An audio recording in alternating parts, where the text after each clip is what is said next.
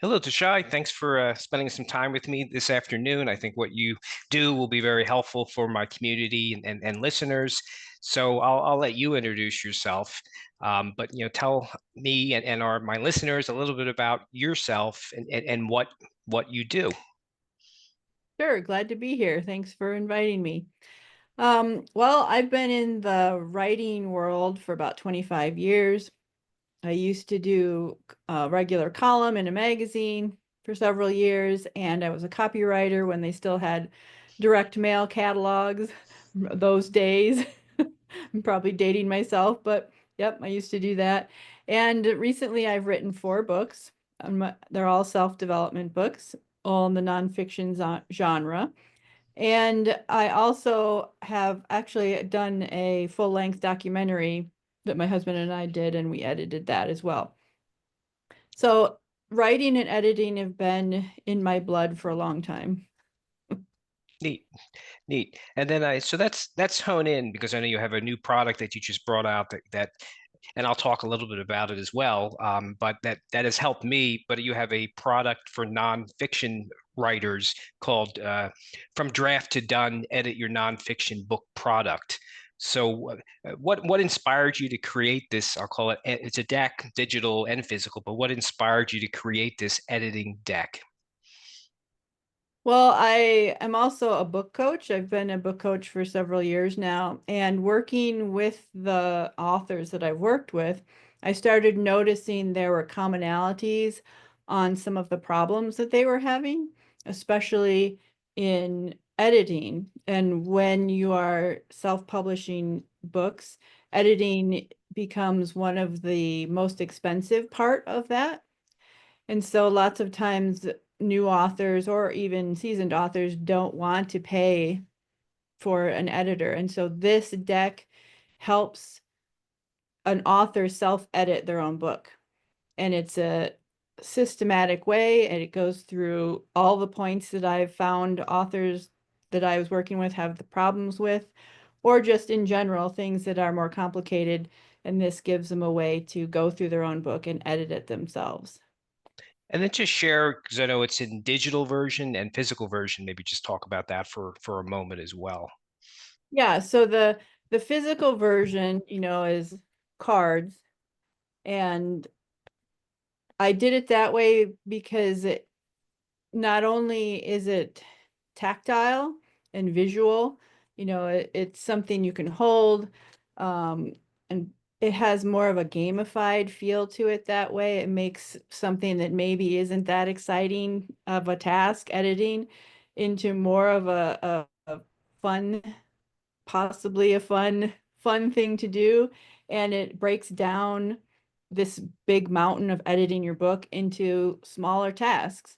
And so just the fact that it's colorful to look at, it's fun to kind of pick them out and play with them a little bit, it gives them a little bit of a gamified feel to it.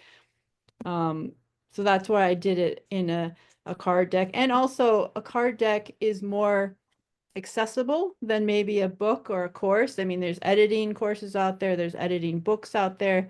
You read it, you've done the course, then you're on your own. You have to just remember everything, or you have to go and look it up. Where the deck is accessible, you can just pull the card, it's a little bit piece of information, you go and do it, and then it's the next one is there. So it's there to support you. You don't have to remember everything, and it breaks that into bite-sized pieces. And so the physical deck makes it more accessible, I think. But I did a digital one as well. So if you're traveling, it's a lot easier to take a digital version because it can be on your phone than a physical one. Or if people like digital things better, some people nowadays like digital better than physical. So I did it both ways because of that. And it's interactive too. The digital one, you can flip the cards over with a Okay. touch, you can move them around. And so it's a little more interactive than it's not just a PDF or something like that. Oh, that's neat. That's neat. And I have the physical deck, but I was curious about the digital deck. So, and I'll talk about how I've used it. But maybe briefly describe the deck because you have, edit one, edit two, edit three, sections and you have inspire sections. Maybe just briefly explain, what you hope to accomplish in each of those sections. Sure. So I broke them down into four suits. So these are the four suits. Um, Edit one is basically structure and concept, more of a broad look at your manuscript. Edit two goes into more clarity and style, refining some things, looking at the language you're using, stuff like that. Edit three is more advanced techniques for improving clarity, maybe enhancing the marketability of your book, strategies to incorporate feedback from beta readers, that kind of stuff. And then inspire is because there might be some times where you feel less than inspired, and so that you can go to that and just kind of get something to inspire yourself or reinvigorate your love of your book. Oh, makes sense. And how did you make certain? I mean, that's wonderful. Yeah, the different edit sections and then kind of the inspire section. How did you pull in all the topics for your deck, or how in your mind did you make sure I'm pulling in everything that I think a person nonfiction writer will need as they think about editing their book? Well, I kind of mentioned before that I'm a book coach also. And so I took all the topics that my authors had problems with, and I wrote all those down. And then I also took all the topics that I in the past had problems with. And then I had some other people, my friends, I brainstormed with them, what problems have you had? I have several writer friends. So I took all those together and I made a big list, and some of them were overlapping or whatever, but I honed it down into the 55 cards or the 52 topics, I think it is. Um, so it covers everything that were the most problems. Plus I added in things that I thought would be a little bit for marketing, because there are some marketing things that you want to address when you're writing your book as Okay. far instead of afterwards. And you may have answered some of this, but obviously there's editing books, courses, a real editor, I guess, that you would hire. What makes this product unique compared to other editing tools or methods? And I haven't even looked. Or have you seen other editing decks, or are you one of few that are actually in existence? Yeah, I don't know of any other editing decks specifically for a book. So as far as I know, this is the only one. There might be something, but I did do some research beforehand as I was making it, and I didn't find anything. There definitely are decks on writing, Okay. but not on editing. Oh, okay. And kind of what I mentioned earlier was it's different than a book or a course in several ways. Not only that once you've read the book or done the course, they're done and they're in your head. And if you want to go back and look stuff up, you have to comb through it. Where was this? Whatever. The deck is so much more accessible than that, because it's just, these bite-sized things. Um, and it's also right there with you. You can keep it on your desk. You can go through it as you're editing your book. You can keep this with you, and it's like your little accountability partner right there with you. And I think that really helps a lot of people. It definitely helps me to have that right there and accessible and easy to access. No, that makes sense. And as when I talk about how I use it, that's exactly how I thought of it. I guess as a kind of an accountability partner. So how do you, and I know in the beginning of the deck you talk about how it can be used. So maybe share. I think there's not just one way that an author can use the deck. So what are some of the ways that they can use it, um, or even fun? And I think even you made it fun and creative. But what are some ways that they might use this deck? Because it sounds like there's not just one way. This is the only way to use it. Yeah, for sure. I have a few cards for instructions included in the deck, and I have, I think, 5 different suggested ways to use it. One of them is just pick a card a day beginning with the card number one. They're all numbered, except for the Inspire suit. That's not numbered. Um, but starting with edit one, the cards are numbered, so you can start with card one and just on day one, and then use that, do that, whatever it says on the card. And then when you're done, go to card two. That's one way to do it.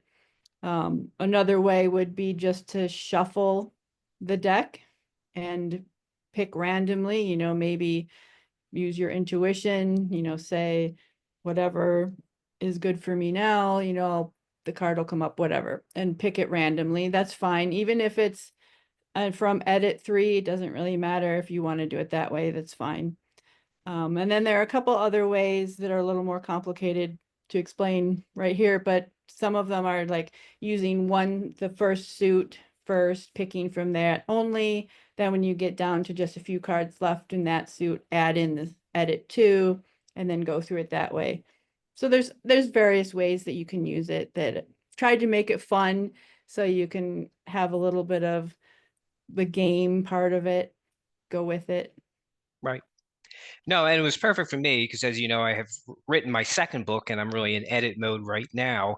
So I got creative with how I used it. Like I looked at edit one and I pulled out the one or two or three cards that I thought I need to hone in on. And then I would just stick it next to me as I edited and kind of continuously glance over at it. So as I'm editing a chapter, if I can incorporate one or two of those cards into it, or if I think I need to, I would.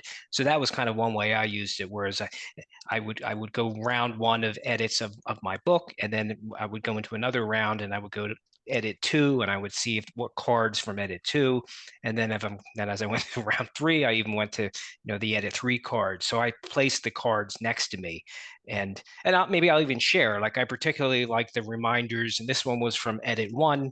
You talk about show, don't tell. Um, and instead of saying I was extremely nervous, you suggest you want to say something like my hands trembled, my heart raced, and I felt the ringing in my ears as I stepped onto the stage. So that was a nice reminder for me to really share with the reader. Don't just say something, show, as you say, don't tell. So Right. I like that. I like the stories one, and that one's from edit three, where you just talk about sharing stories in your writing will naturally draw the readers in. So that was helpful for me as I wrote because people want to. And I did that, and I'm doing that in my book, where I'm not just saying something, I'm sharing kind of a fun story that happened to emphasize the point. So that was good. And then Yeah. even, and you and I have talked even, off the Zoom here, where the idea of, if you're a coach or you offer services, don't be afraid of planting seeds within your book. And I've actually made sure to do that, where I do some one-on-one coaching related to the books that I write. So I didn't just put in there, by the way, I'm a coach, but I might share a coaching experience or reason why people like some of the services I provide. So I like the idea of don't be afraid to plant seeds within your book if you're a coach or a speaker or have some type of service or product that can help them. Because if you don't Right. share it, they're possibly not going to know. Right. So I really like that. And then from your Inspire deck, the last thing I'll share is visualize your success, where you say, imagine your book is completed and published. And I won't read the whole thing, but, visualize the impact it has on your readers. So I enjoyed even glancing at the inspired section. So no, I think it's a great deck. And I like what you're saying. You can go from start to finish through it. You can take the approach I'm talking about, or you can have some fun with it and shuffle it and pull a card out. So I think Yeah. it's a kind of a neat deck, and it can be used however the writer wants to use it. Exactly. Yeah. So with obviously there's a ton of nonfiction books published today, whether it's traditionally published or self-published. In your mind, and obviously you created this deck because you want people to stand out, but what makes a book stand out from the crowd, and how does kind of the editing contribute to that process? Well, there's a couple things that are before the editing. Like you want to make sure that you have your cover, a good cover and a good title, because if you can't attract readers to even pick up your book or look at the sample online or whatever. You're not the editing doesn't matter, right? So you Right. first have to get over that hurdle.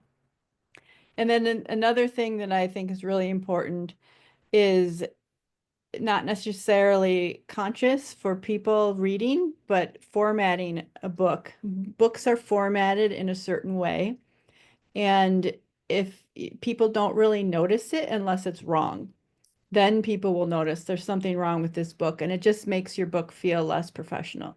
So if you get those things out of the way, then the editing can turn your book into, oh yeah, that was a nice book, into something that people want to share, they want to talk about, they're telling their friends and family.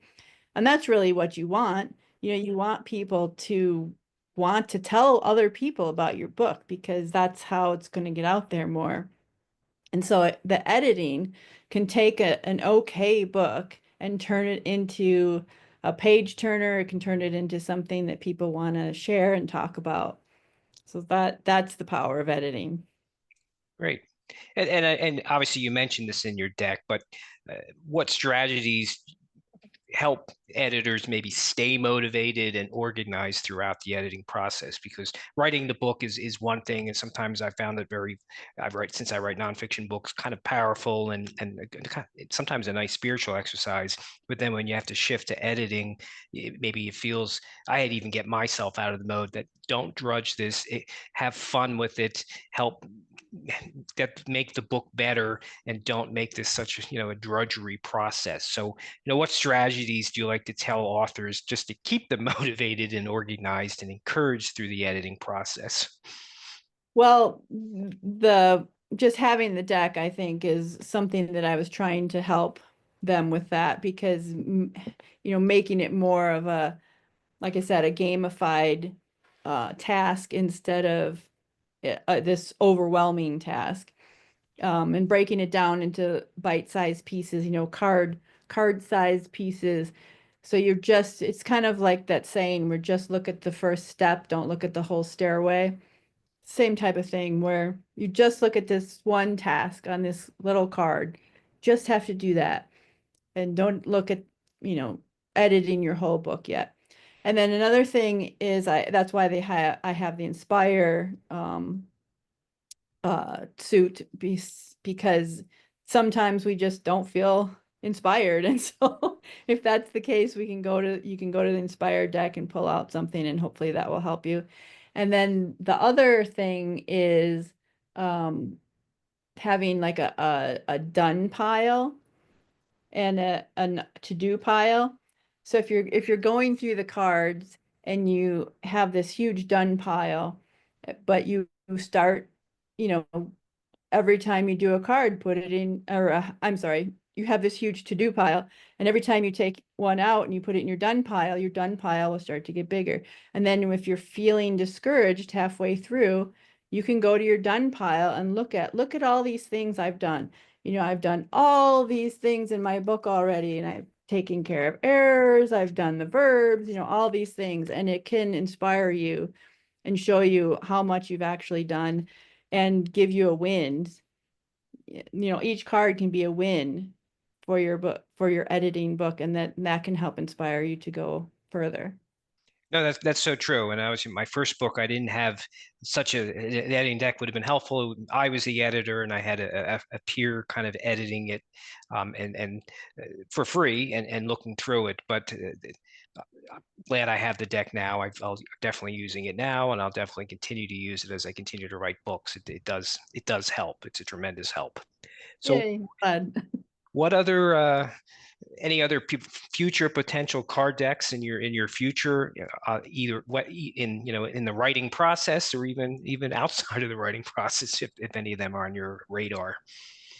Yeah, I'm actually considering doing a deck for writing itself, writing a book, or writing a nonfiction book, and self-publishing a nonfiction book and marketing a nonfiction book. So that would be a series of the four.